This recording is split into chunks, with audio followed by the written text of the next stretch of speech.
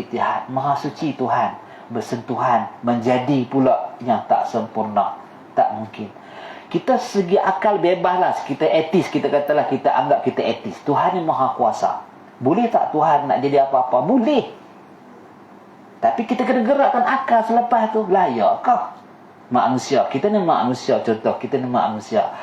Tiba-tiba kita ni tadi pergi di Kerayak Khamai, kita makan haji, kita makan rumput, kita makan kita makan sampah. Ketika tu kita layak tak jadi manusia ketika tu? Dipanggil layak, dipanggil manusia yang gila. Macam tu kan? Kalau Tuhan yang maha sempurna, boleh tak dia jadi kayu, ditomboi pintu? Boleh tak dia jadi binatang? Boleh. Tapi kita gerakkan akal. Lah, patut-patutkah Tuhan jadi macam tu? Maka hilanglah ketuhanan yang maha sempurna waktu tu dah. Hinalah dia, hinalah Tuhan. Mana mungkin Tuhan yang maha sempurna boleh jadi tidak maha sempurna, maha agung jadi hina? Tak mungkin.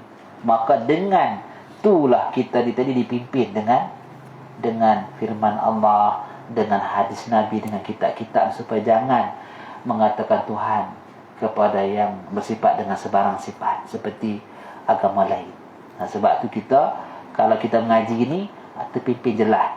Tak mungkin, sungguh pun dia maha kuasa, dan tak mungkin dia akan jadi lemah kemudiannya. Bila jadi manusia kan lemah, maha tak sempurna. Diri yang maha sempurna bila masuk ke tubuh atau berjadi yang tak jadi manusia, jadi tak sempurna lah.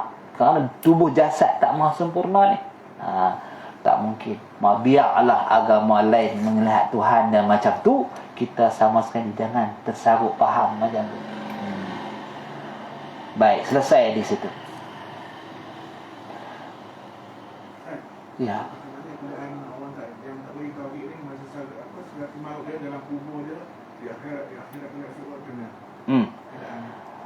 Bila kita gagal dalam la ilaha illallah, kata Rasulullah, bu'istu an uqatilan nas hatta yaqulu la ilaha illallah. Kata hadis lagi, miftahul jannah la ilaha illallah, afdalul zikri la ilaha illallah, fa'lam annahu la ilaha illallah. Berdasarkan beberapa nas ni, pintu syurga tak ada bagi dia. Pintu syurga tak ada bagi dia. Maksudnya kunci syurga tu apa? La ilaha illallah. Miftahul jannah. Kan kita bisa menyanyi lagu tu, miftahul jannah la ilaha illallah. Makna apa tu? Miftah kan bahasa Melayu dia kunci. Jadi macam mana mungkin terbuka pintu syurga tanpa kunci? Itu kiasan. Jadi kita tadi kena la ilaha illallah. Maknanya kita kena kenal la ilaha illallah. Kerana fa'lam, wajib kamu mengenal la ilaha illallah. Tidak Tuhan, mengenal Allah. Jadi kalaulah tak mengesai Allah, salah satu daripada sifat yang bersifat dengannya oleh Tuhan yang selain bersifat wujud ni, wahdaniyat. Esa Allah pada wujudnya, esa Allah pada kidamnya, esa Allah pada baqa, sampailah esa Allah pada kudrat, pada iradat, pada ilmu dan pada hayat. Kalau kita tak mengesakan Allah, kita ni tadi menyemutui Allah. Innallaha la yaghfiru ay yushraka bihi syai'a. Dosa ni semua terampun ni ila syirik, kecuali syirik. Jadi syirik ni tadi banyak martabat. Jali pun ada, khafi pun ada. Akibat dia sama. Yang jali indrawi boleh nampak, yang khafi indrawi tak boleh nampak.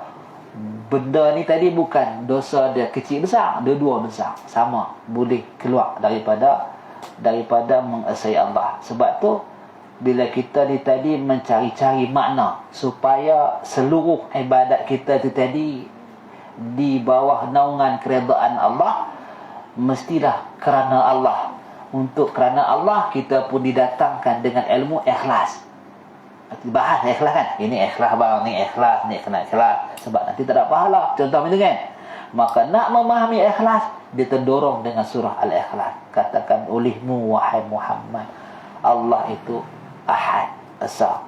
Allahus Samad, dia maha perkasa, lam yalid walam yulad, dia tak beranak dan tidak diperanakkan, walam yakun lahu kufuwan ahad, dan tidak ada baginya sekupu dengan sesuatu pun. Maknanya jangan kita letak di hati kita ni besar, ni alif pun besar juga. Jangan kita letak di hati kita ni sungguh Allah, ni alif pun sungguh juga. Tak mau, dalam hati dia nak Allah saja. Kalau macam tu, kalau dai kita letak atas lantai masjid, hati kita tak letak ke Allah, tak jadi. Dia kena dua-dua. Sembahyang luar ni kena buat seperti peraturan yang telah dituntun Nabi. Hati Nabi tu qalbul mu'minin baitullah.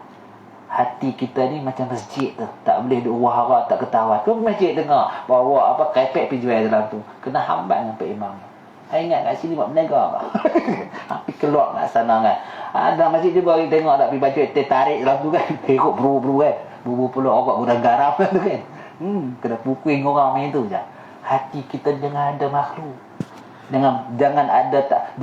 Jangan sebarang masuk. Kena ingat ke Allah. Macam mana nak ingat ke Allah? Wadah niatkan wujud Allah. Sungguhnya ada Allah. Yang ni kerana Allah. Ini perbuatan Allah yang ada sungguh dalam. Benar? Maknanya kita kena selalu latih hadir perasaan itu dengan tolong dia. Dengan zikir Allah, Allah, Allah, Allah, Allah, Allah. Mana tu je. Sampai ke tahap kita dah jadi beradat. Zikir, tak berzikir pun kita dah ingat dah. Tapi kalau yang tak tolong dia, hati ni lagi cepat. Lagi cepat daripada cyber tu kan. Cyber trooper kan, cuk dia pergi. Jadi dia ingat dalam satu hari tu sampai ke London ada kan. Dia punya ingat kan, bukan satu hari, dia takut BT Arab sampai ke Sejuk tu tak 3 minit tu. Sekali ada Bukit Kayu Hijau, sekali ada Gombak, sekali ada Tesco. Nah, seluruh Tesco tu ada, bukan kata separuh-separuh. Hati tu kan.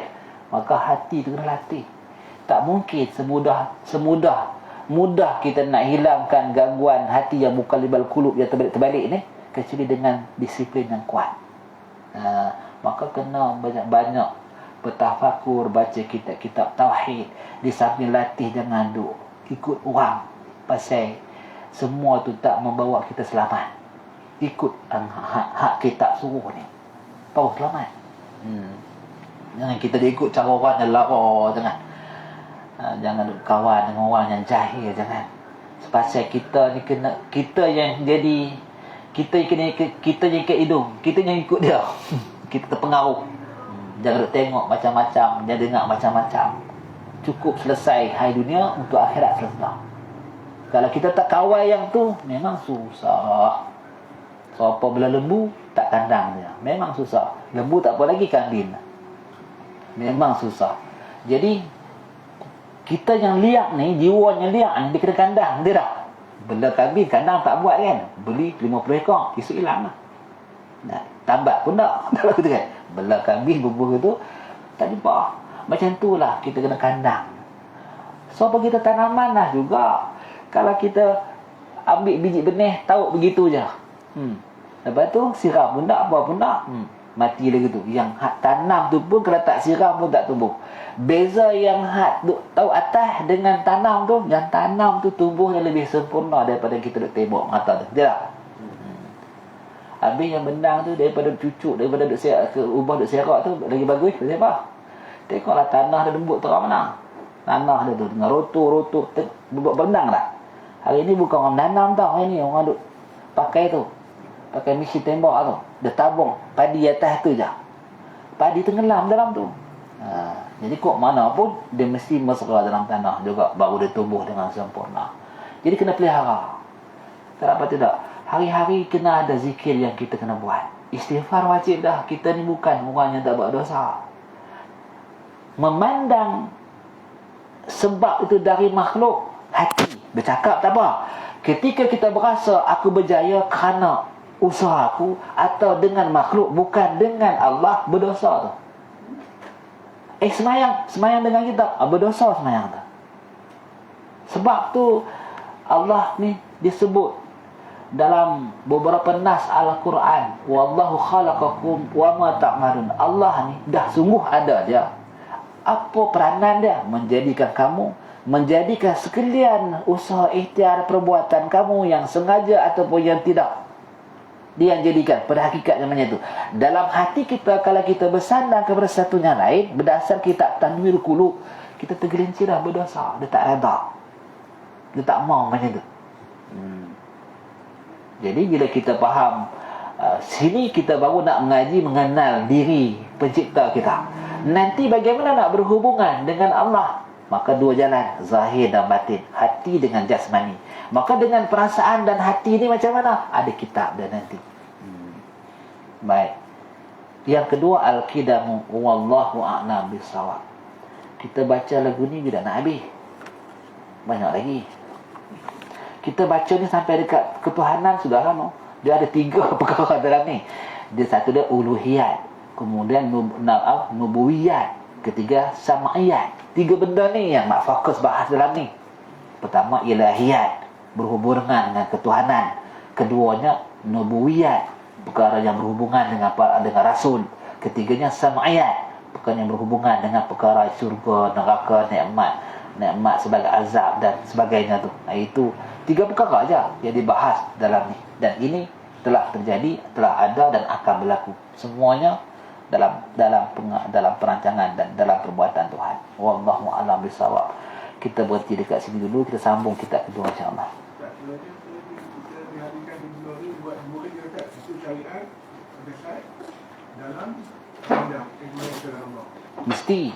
Mesti.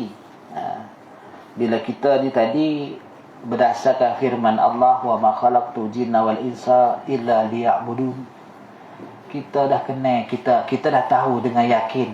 Macam mana kita yakin 5 separuh 10, macam mana kita yakin sesuatu takkan ada kecuali dalam bertempat dan ruang.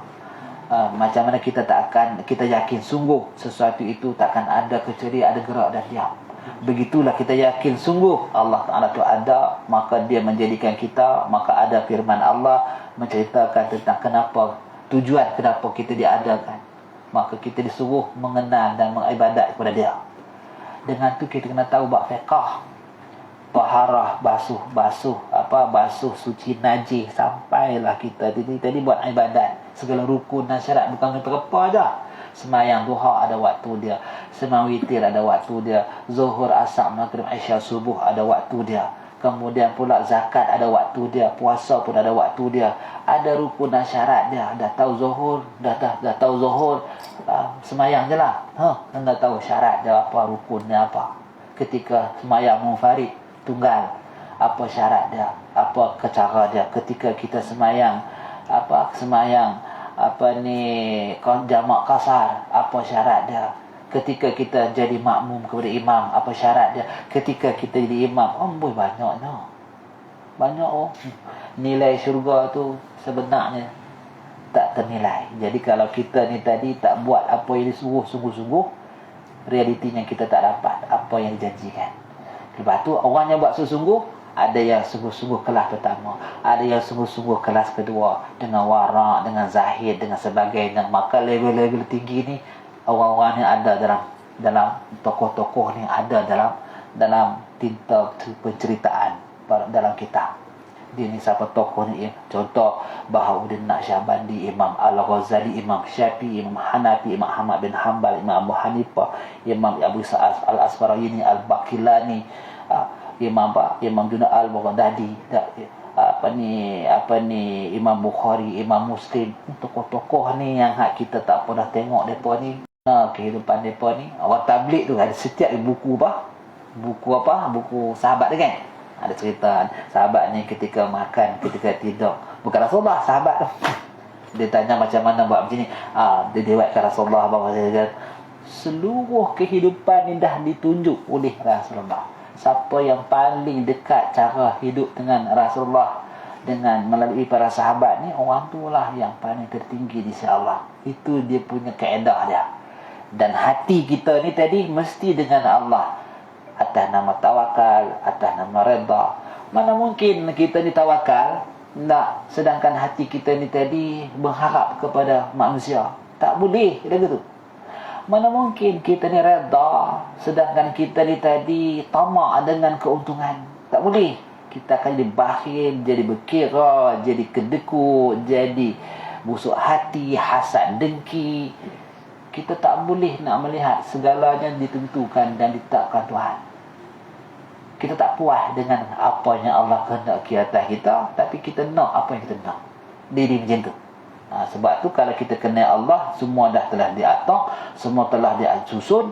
Tanpa kehendak dia tak jadi, tanpa perintah dia tak dapat apa, tanpa ikut larangan dia kita sesat, tanpa kita hindar larangan kita sesat, baru kita tahu kita siapa. Habis tu sekarang ni kita nak atur cara sendirikah, kita nak ikut yang telah diaturkan Tuhan. Tak ikut pun kita diaturkan Tuhan dengan segala hukumnya, ikut pun kita diaturkan Tuhan dengan hukumnya. Terah bagi kita. Macam tu. Habis tu kalau tak makan lapar, makan kenyang, macam tu bagaimana pengaturan Tuhan?